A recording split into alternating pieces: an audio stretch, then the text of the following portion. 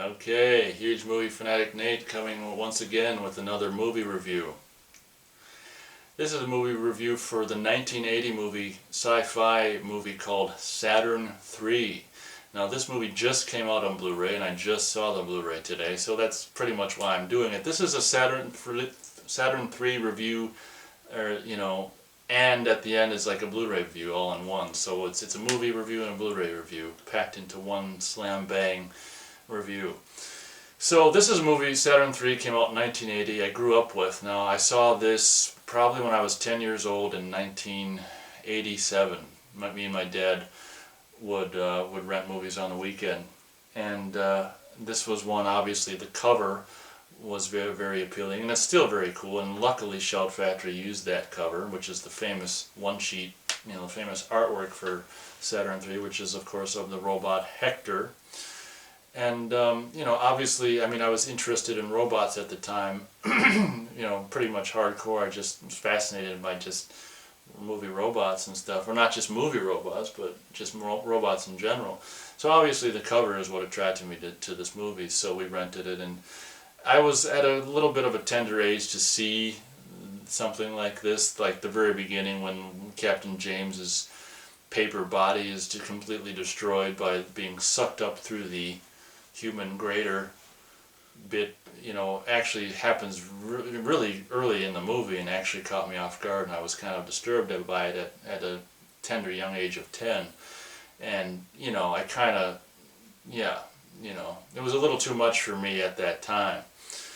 And that was like, oh gosh. So I kind of off and on watched it. I watched it, but the thing was, there was no warning when that shit happens in this movie. It's just like, yeah, there it is, and same with like seeing the dog, boom, boom, boom, boom, the zoom in on the dog, and the hand coming off, and zoom in on the,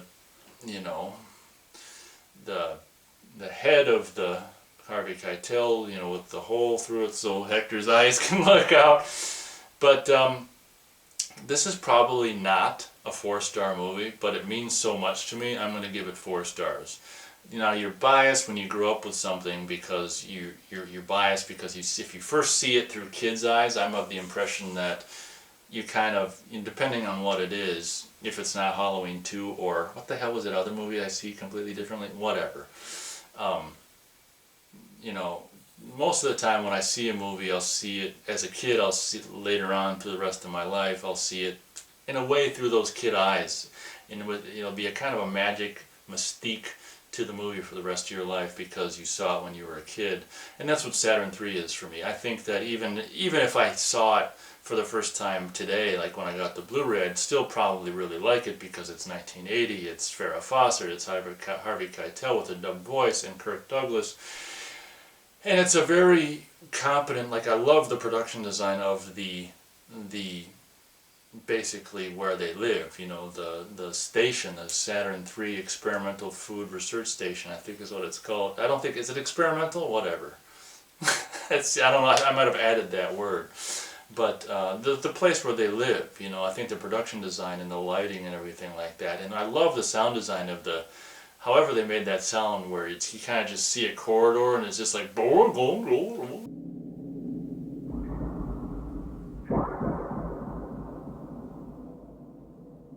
I can't really do it, but if you know the movie, you know what I'm saying. I can't do the sound.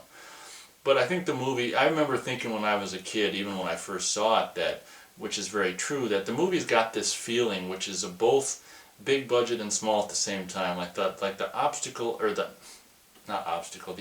stuff. Ever since I first saw it when I was 10, and the movie wasn't even 10 years old yet, it was only 7 years old. Just imagine, Saturn 3 was only 7 years old when I first saw it. Oh, that's crazy. But even when it was only 7 years old, I thought the opticals, at the very beginning of the, the going through the rings and the obvious, even when I was 10, the going into the water, and it was just like, what the hell is going on here? So I was very much aware that the movie always had this aura of being both big and small budget because the opticals were kind of lame, but yet the sets and everything like that were pretty cool. So Harvey Keitel's voice is famously dubbed over by that one guy from Amadeus. and you know, I don't know, it's weird, but I mean, I think it fits, it's whatever. I mean, Harvey does kind of have that East Coast thing going on, and I can understand why, you know, why they did it, but whatever. I mean, it's still a visual performance, you know. Harvey's still doing a visual performance, so it's fine. Um, you know, Kirk Douglas and Farrah Fawcett are kind of interesting. You really don't think of anything about that relationship when you're a kid. It's only when you're older it's just like, whoa. But I was fascinated by all the sci-fi-esque stuff when I was a kid about this movie. I absolutely loved it. And what I loved about the movie is Hector was so, which is the robot, is so, because you saw all the pieces beforehand and you saw them being put together. I mean, the robot is so detailed and so complex, and the whole aspect that you see him being put together really added to that element of realism, kind of like RoboCop. You kind of saw, you know, you saw RoboCop's in the first original movie, his arm. You didn't see him get put together as much as Hector, but you saw like the arm by itself and that kind of stuff. So it adds this air of realism, I think, in general. And I even thought this when I first saw the movie when I was 10, that the design of Hector is kind of lame in the aspect where the torso is like, or the chest area and torso is like extended so the performer could completely fit in it with his head, so the robot could not have it. It's just a weird, lame kind of a design in a way. But you know, the whole aspect of having a robot with basically human form, but without, oh, they not only had to fit his head, but the guy's arms in the robot as well. So it's like overly wide and overly tall. So, and then you got these spindly, weak ass, like nothing arms hanging to the sides, which kind of just like go like this, and that weak ass, you know, like if a breeze blew the, you know, that his little head with the neck, it'd just fall off. I mean, even at 10, I was so aware of how, like, you know, it looked like if it was a gust of wind, like Hector would just like fall over, and it just looked so, just kind of like weakling and fragile to me. Hector seems so fragile, especially his neck. All you gotta do is grab his neck and just pull his head off, and it's just like, but whatever. The whole aspect of having that brain and you know, that you do the brain drain. What's so ridiculous about that production design of this pen like radio transmitter is the thing is like, how long is it? It's like 4 inches long. So if you put this thing in the back of your neck, it'd be coming out your mouth, and it's so ridiculous. There's no reason why it couldn't have just been like, well, it shouldn't have been any length. It should have been just, you know, the disc that's on the end of the end of the thing with all the buttons around to plug in. It should have just been that. But the fact that it's like a 4-inch long thing that he puts in the back of his neck, it would have been sticking out his mouth. I can't believe they made that mistake. But I think they wanted it to be long, so it's that sense of, ooh, gross, you know, this whole long thing is going in, but it'd be sticking right out your mouth. But the whole idea of the, you know, the brain drain and training Hector and, okay, begin.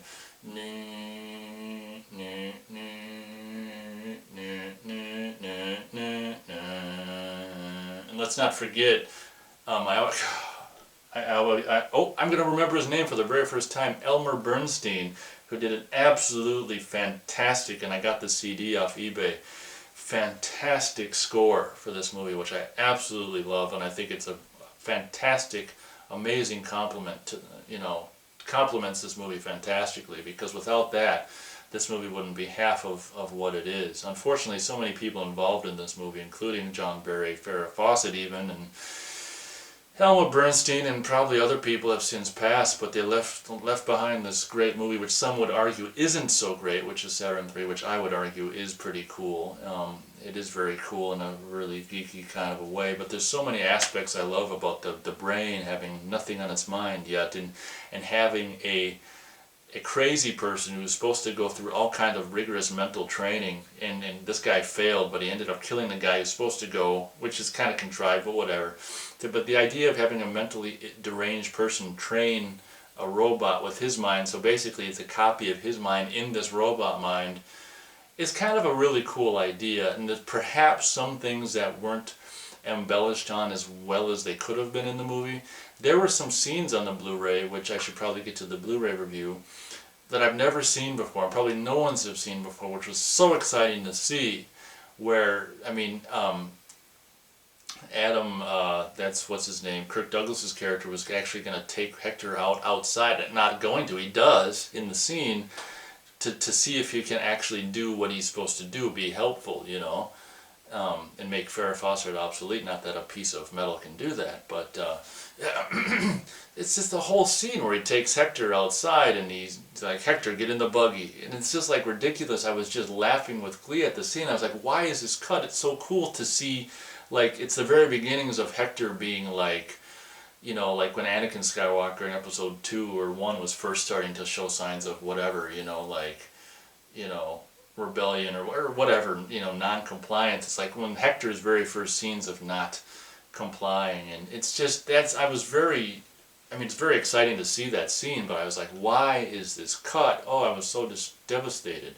But they cut out a lot of Hector stuff, which I thought really, really did a nice, you know, way of making the transition to him going nuts. But like I say, for me, it's probably not a 4-star movie, but for me it is, because it's absolutely something from my childhood that I love, and no one I knew ever knew anything about this movie. It was and it still is a very obscure movie, and I don't understand why, you know, so many other movies, you know, have are so much well known that don't deserve it. And this movie is just like, I don't know, it's so cool to see, you know, Hector with his like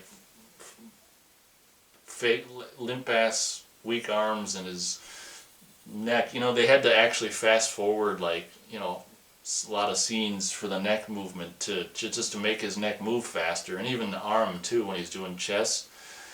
You know, because the thing moves so slow. But I can't imagine being in that robot. But oh, before I end, let me quick talk about the Blu-ray. I was partially disappointed. It was great to actually see the full 1:8:5 aspect ratio for the first time on Saturn 3. I was disappointed in the aspect of some of the darks were really dark, like at the very beginning when you see those people walking towards camera, you know, and they're all walking towards camera, and they're walking towards the ship. Like, they're just like silhouettes in the Blu-ray, and in the movie you can see them. I mean, they're, you know, so some of the dark stuff is a little dark, but it doesn't happen a lot. But that was one of the disappointments. I mean, the clarity and the crispness of the Blu-ray is phenomenal. The sound is, I didn't watch it in 5.1, although, you know, it is in 5. It's probably a lame 5.1, but I don't, you know, the projector on the walls got 5.1, but the actual HDTV doesn't. So I wanted to obviously watch it on the TV to see the whole, you know, image quality. But it's great, you know. Thanks yet again to Shout / Screen Factory, whatever the hell it's called, for them releasing another Blu-ray that I've wanted to see the full aspect ratio of this movie ever since, you know, I was old enough to know about these things, and it's great to finally have it. So the Blu-ray is, the only disappointing aspect is some of those dark scenes, or some dark stuff is like really dark. I saw a lot of things for the first time, like when his ship is going to take off inside, you can actually see doors open as the ship's going to blast off. You couldn't see that before because of so much smoke, and this frame was not as wide. So there's some things that I noticed for the very first time seeing it in this full 1:8:5 ratio. So I'll definitely be, you know, watching the Blu-ray again. So I guess that's it. Saturn 3 review and Blu-ray review. Thanks a lot for watching, and we'll catch you on Saturn 3.